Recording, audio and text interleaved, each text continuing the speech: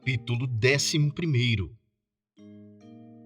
Álvaro era um desses privilegiados, sobre quem a natureza e a fortuna parecem terem querido despejar a porfia todo o cofre de seus favores. Filho único de uma distinta e opulenta família, na idade de 25 anos, era órfão de pai e mãe e senhor de uma fortuna de cerca de 2.000 contos. Era de estatura regular, esbelto, bem feito e belo, mais pela nobre e simpática expressão da fisionomia do que pelos traços físicos, que entretanto não eram irregulares.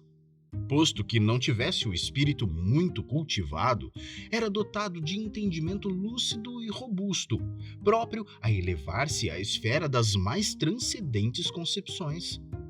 Tendo concluído os preparatórios, como era filósofo que pesava gravemente as coisas, ponderando que a fortuna de que pelo acaso do nascimento era senhor, por outro acaso lhe podia ser tirada, quis, para ter uma profissão qualquer, dedicar-se ao estudo do direito. No primeiro ano, enquanto pairava pelas altas regiões da filosofia do direito, ainda achou algum prazer nos estudos acadêmicos.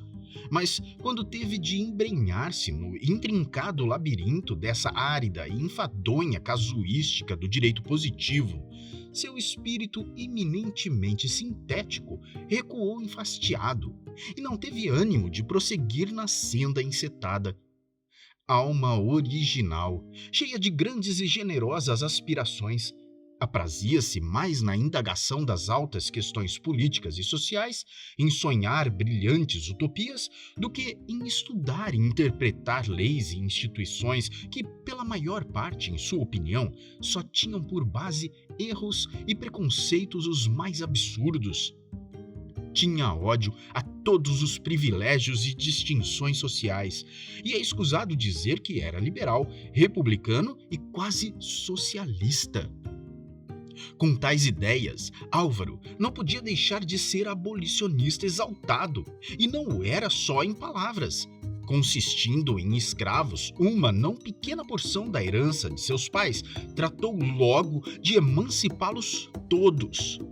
Como, porém, Álvaro tinha um espírito nimiamente filantrópico, conhecendo quanto é perigoso passar bruscamente do estado de absoluta submissão para o gozo da plena liberdade, organizou para os seus libertos, em uma de suas fazendas, uma espécie de colônia, cuja direção confiou a um probo e zeloso administrador.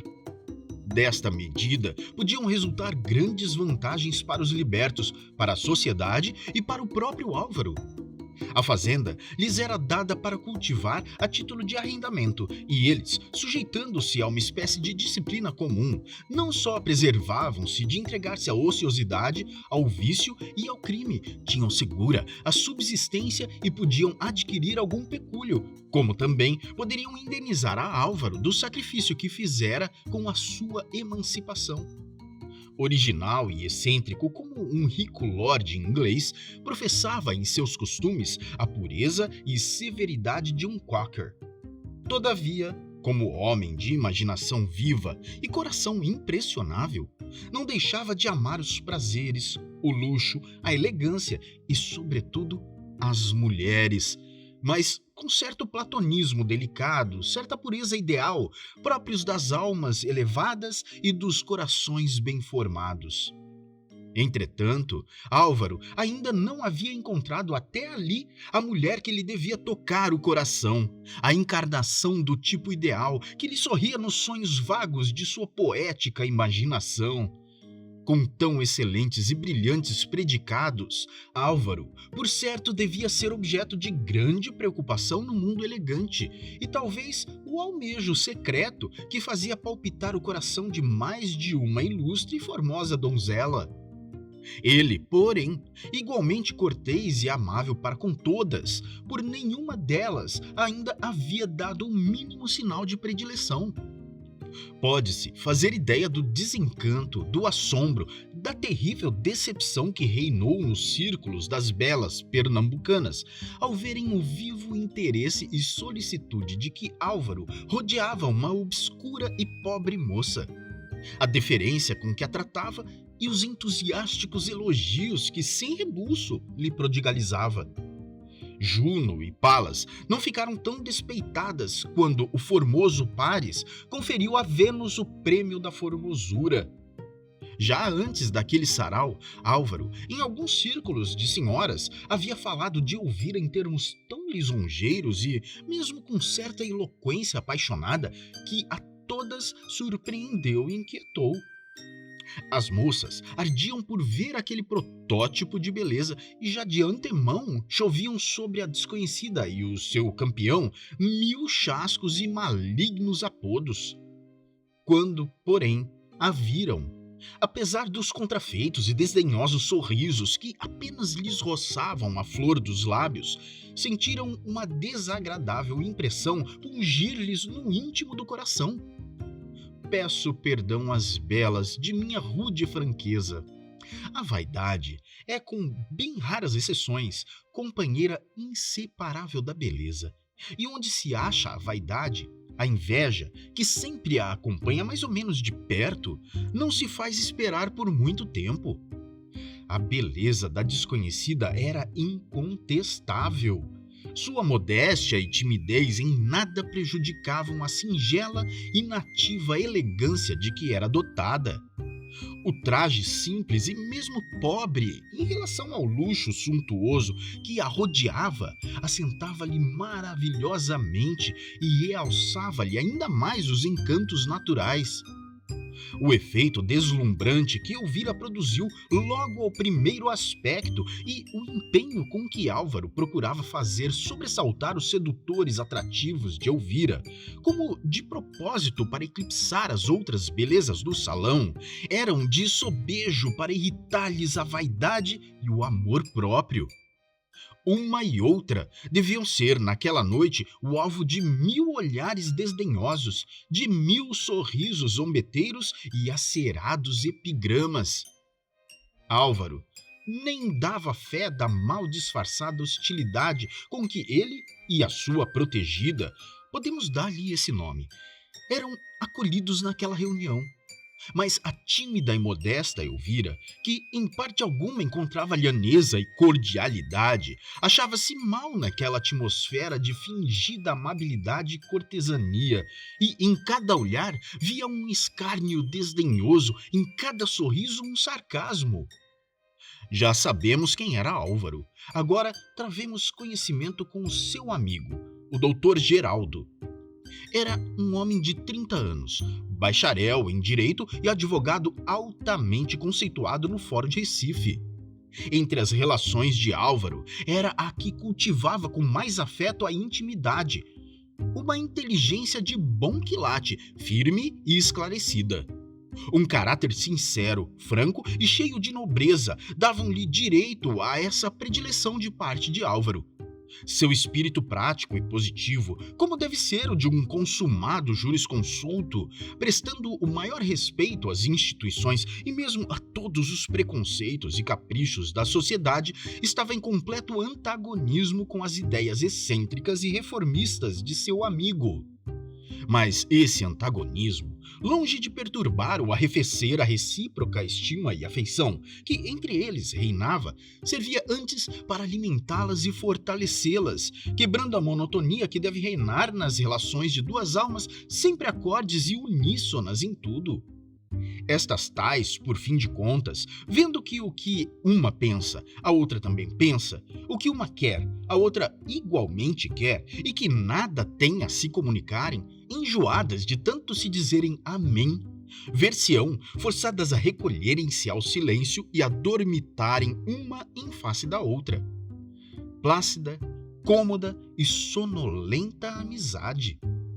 Demais, a contrariedade de tendências e opiniões são sempre de grande utilidade entre amigos, modificando-se e temperando-se umas pelas outras. É assim que, muitas vezes, o positivismo e o senso prático do Dr. Geraldo serviam de corretivo às utopias e exaltações de Álvaro, e vice-versa. Da boca do próprio Álvaro, já ouvimos por que acaso veio ele conhecer Dona Elvira e como conseguiu levá-la ao sarau a que ainda continuamos a assistir. Meu pai Dizia uma jovem senhora a um homem respeitável, em cujo braço se arrimava, entrando na antessala, onde ainda nos conservamos de observação.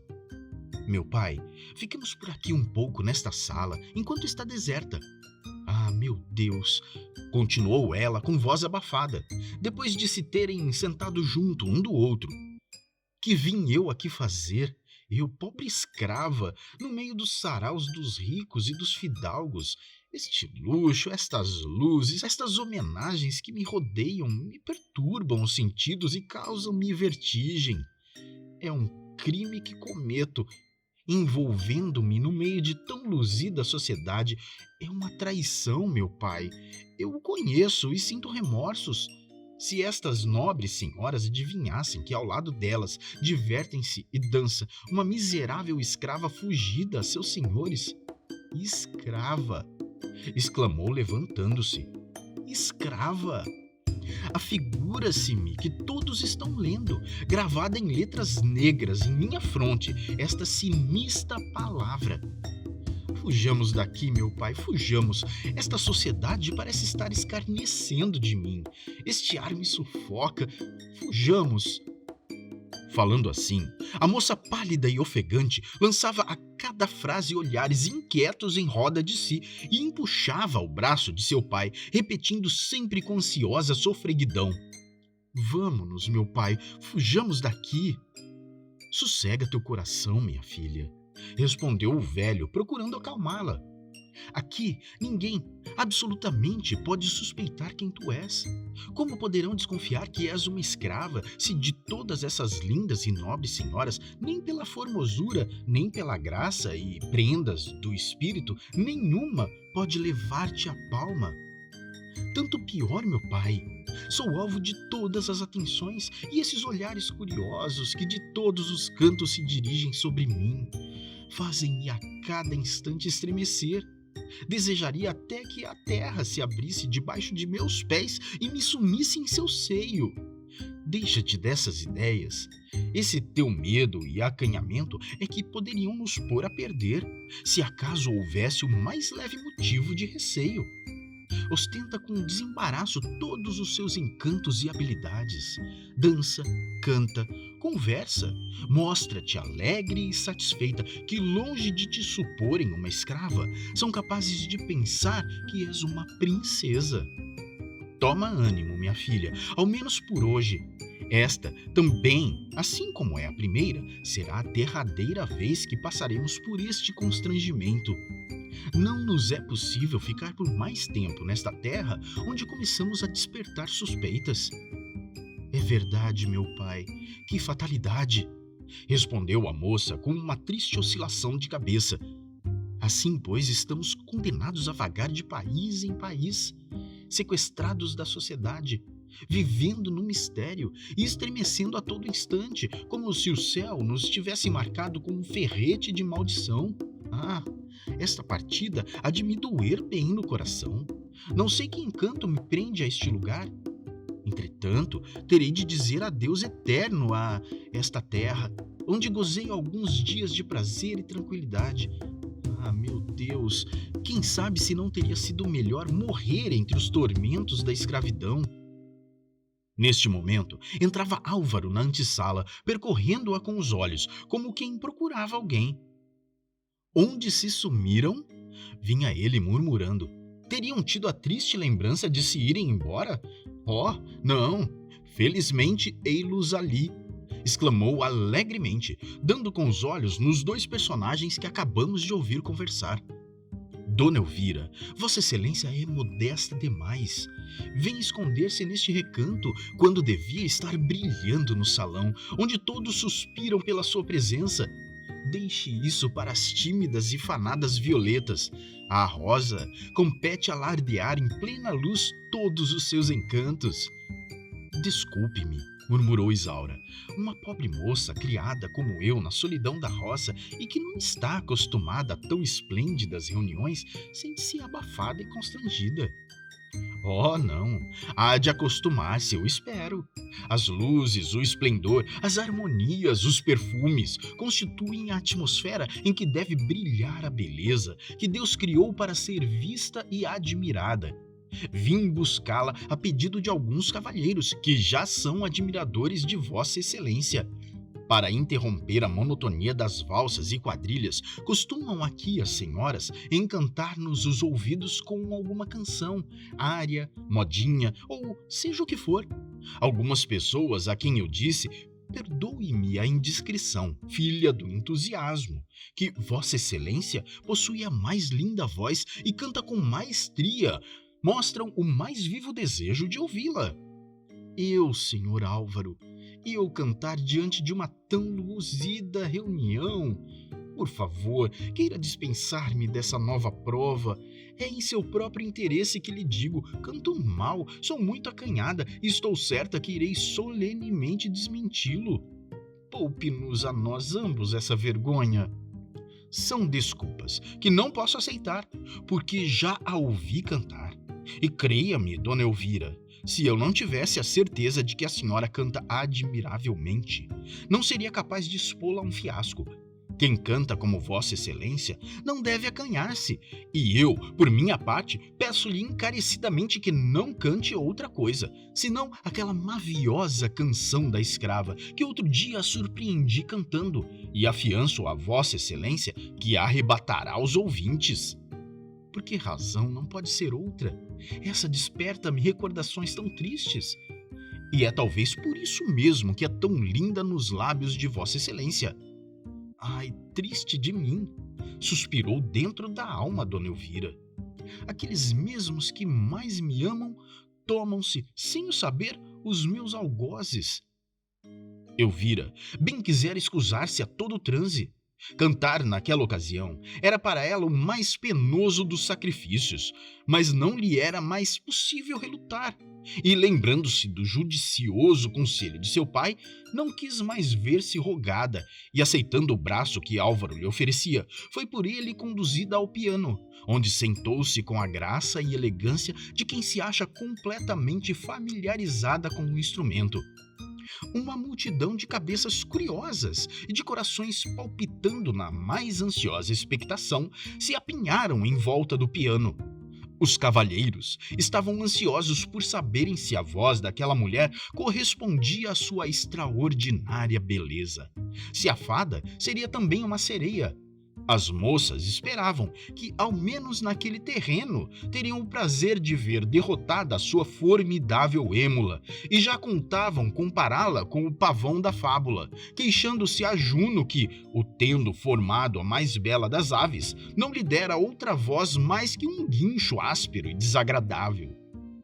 A conjuntura era delicada e solene. A moça achava-se na difícil situação de uma prima-dona que, precedida de uma grande reputação, faz a sua estreia perante um público exigente e ilustrado. Em torno dela fazia-se profundo silêncio. As respirações estavam como que suspensas, ao passo que parecia ouvir-se o palpitar de todos os corações no ofego da expectação. Álvaro, apesar de conhecer já a excelência da voz de Elvira e sua maestria no canto, não deixava de mostrar-se inquieto e comovido. Elvira, por sua parte, pouco se importaria de cantar bem ou mal. Desejaria até passar pela moça a mais feia, a mais desengraçada e a mais tola daquela reunião, contanto que a deixassem a um canto, esquecida e sossegada. Dir-se-ia que estava debaixo do império de algum terrível pressentimento, mas Elvira amava a Álvaro. E grata ao delicado empenho com que este, cheio de solicitude e entusiasmo, se esforçava para apresentá-la como um protótipo de beleza e de talento aos olhos daquela brilhante sociedade para satisfazê-lo, e não desmentir a lisonjeira opinião que propalara a respeito dela, desejava cantar o melhor que lhe fosse possível. Era ao triunfo de Álvaro que aspirava mais do que ao seu próprio. Uma vez sentada ao piano, logo que seus dedos mimosos e flexíveis, pousando sobre o teclado, preludiaram alguns singelos acordes, a moça sentiu-se outra, revelando aos circunstantes maravilhados um novo e original aspecto de sua formosura. A fisionomia, cuja expressão habitual era toda modéstia, ingenuidade e candura, animou-se de luz insólita. O busto, admiravelmente cinzelado, ergueu-se altaneiro e majestoso. Os olhos estáticos alçavam-se cheios de esplendor e serenidade. Os seios, que até ali apenas arfavam como as ondas de um lago em tranquila noite de luar, começaram de ofegar, túrgidos e agitados, como oceano encapelado. Seu colo distendeu-se alvo e esbelto, como o do cisne que se apresta a desprender os divinais gorjeios. Era o sopro da inspiração artística que, roçando-lhe pela fronte, a transformava em sacerdotisa do belo, em intérprete inspirada das harmonias do céu. Ali sentia-se ela rainha sobre seu trono ideal. Ali era Calíope, sentada sobre a trípode sagrada, avassalando o mundo ao som de elevadoras e inefáveis harmonias.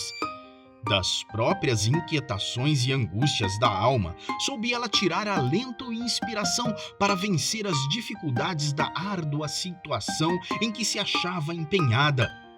Banhou os lábios com as lágrimas do coração, e a voz lhe rompeu do peito com tão original e arrebatadora vibração, em modulações tão puras e suaves, tão repassadas de sublime melancolia, que mais de uma lágrima viu-se rolar pelas faces dos frequentadores daquele templo dos prazeres, dos risos e da frivolidade. Elvira acabava de alcançar um triunfo colossal.